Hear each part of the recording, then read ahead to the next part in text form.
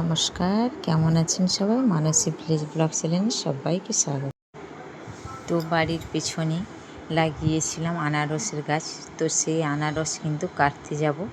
তো দেখুন শ্বশুরমশাই আর আমি কাটতাম, ওখানে যে ঝোড়, তো বাবা আমাকে কাটতে দিচ্ছিল না, বলছে আমি কেটে দেবো। তো ওই দেখুন পরিষ্কার করেছি।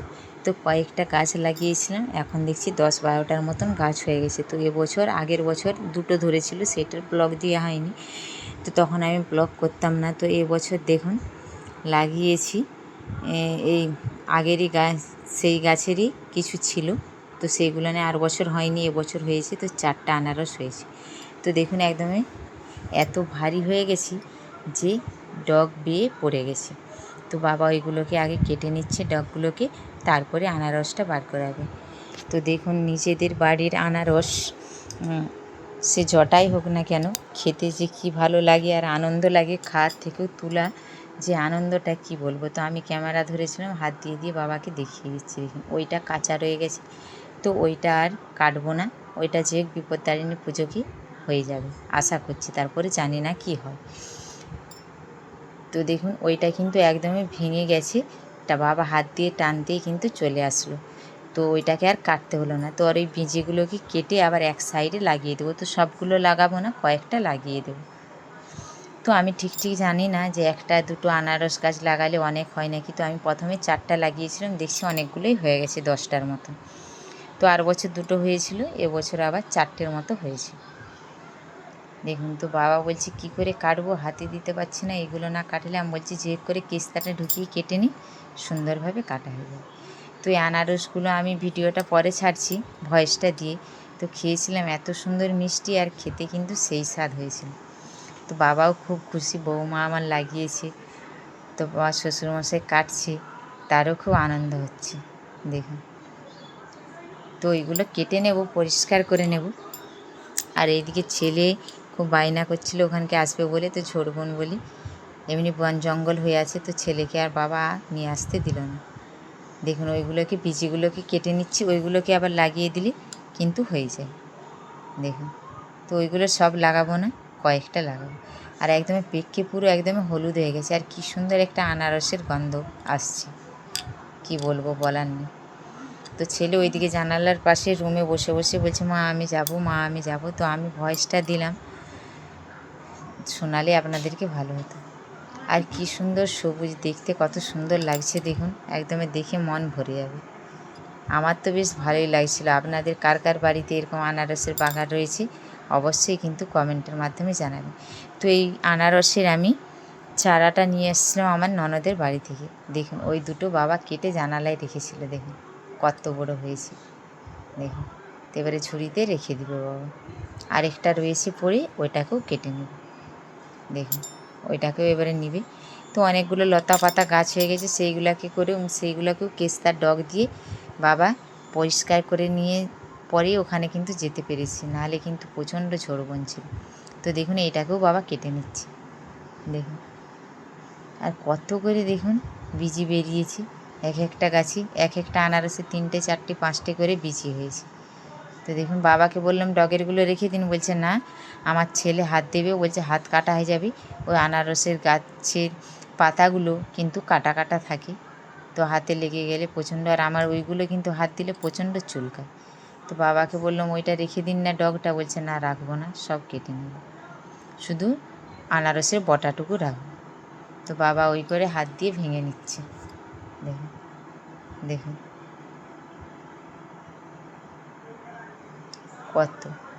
আর ওর পাশে কিন্তু আমাদের ডাব গাছ, পেঁপে গাছ, সন্না গাছ সব লাগানো রয়েছে। এইদিকে দেখুন বাবা এই যে বললাম না কয়েকটা লাগাবো, তো অতগুলো সব লাগাবো না, কয়েকটা বাবাকে বললাম ওখানে লাগিয়ে দিন। তো বাবা ওখানে ওটা লাগিয়ে দিচ্ছে। আর এমনিতে কদিন বৃষ্টি পড়ছিল, তো আর জল দেবার প্রয়োজন ছিল না। দেখুন ওখানে লাগিয়ে দিল। তো আমি খুব জানেন ছোটোর থেকে প্রকৃতি প্রিয়, আমার গাছপালা লাগাতে খুব ভালো লাগে। আমি যখন বাপের বাড়িতে ছিলাম সেখানেও কিন্তু লাগাতাম, আর এখানেও শ্বশুরবাড়িতে এসে আমি কিন্তু এটা ওটা করে বাড়িতে লাগাই।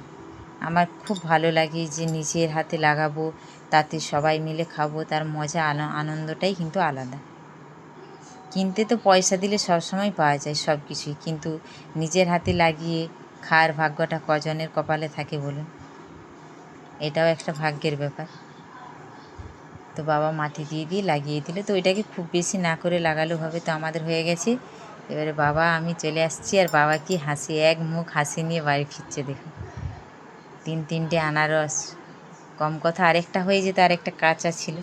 তো দেখুন অবশেষে চলে আসলাম বাড়ি দিকে। আর এইদিকেও দেখুন, এই যে সব কুমড়া গাছ আর সব কিছু লাগিয়ে, আর এইদিকে ছেলে দেখুন বেরিয়ে গেছে, কত খুশি হয়েছে। তো চলুন, আনারস তোলা হয়ে গেছি, এসে স্নান টান সেরে নিয়ে আজকে চিংড়ি পোস্ত বানাবো। তো চিংড়ি পোস্ত জন্যে রান্না চাপিয়ে দিলাম।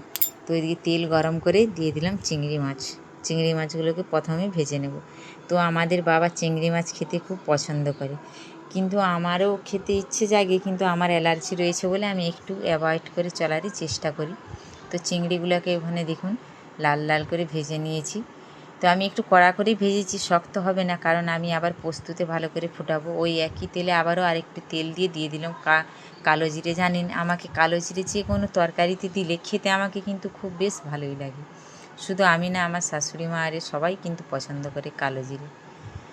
তো ওখানে পেঁয়াজ আলু দিয়ে দিলাম। তো জানেন আমি এখানে পোস্ত বানালে কিন্তু আমি এখানে অনেকেই দেখেছি পেঁয়াজকে আগে ভেজে নিই, আমি কিন্তু ভাজি না, একসঙ্গে তেলে আলুয়ে তুলে দিই, আর আলুটাকে খুব সামান্য ভাজি। অনেকেই বলে যে আলুর পোস্তটাকে ভাজলে হয়তো অনেক সুন্দর খেতে লাগে, কিন্তু না, আমি ওখানে প্রায় এই 1 মিনিটের মতন, তাও হতেও নাও পারি, আবার ভেজে নিয়ে আমি দিয়ে দিলাম লঙ্কার গুঁড়ো।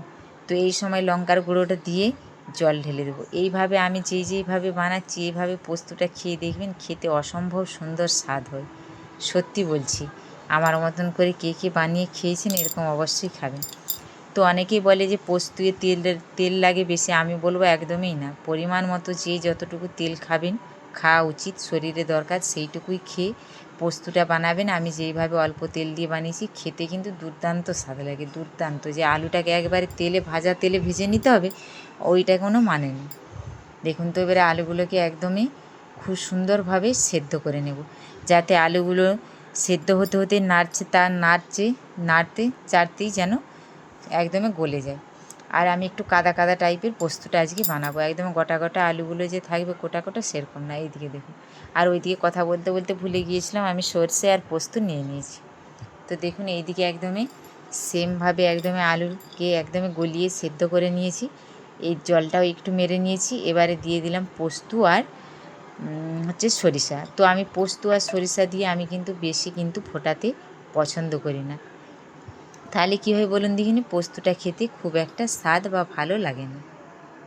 দেখুন, আর খুব ঘন ঘন আমি পোস্তটা বানিয়েছিলাম, খেতে সেই স্বাদ। তো ওখানে আবার চিংড়িগুলোও দিয়ে দিলাম। চিংড়িগুলোকে একটু ফুটাতে হবে, তবেই তো বলুন না চিংড়ির পোস্ত ভাব গন্ধটা লাগবে। চলুন তাহলে ওইদিকে পোস্তটা হয়ে গেছে, নামিয়ে নিই। আর ভিডিওটা তাহলে বেশি বড় করছি না, এখানেই শেষ করছি। আপনারা ভালো থাকবেন, সুস্থ থাকবেন, সাবধানে থাকবেন। ভালো লাগলে একটা লাইক করে দেবেন। আবারও বলছি আপনারা ভালো থাকবেন, সুস্থ থাকবেন, সাবধানে থাকবেন। দেখা হচ্ছে খুব শিগগিরই পরের একটা ব্লগ।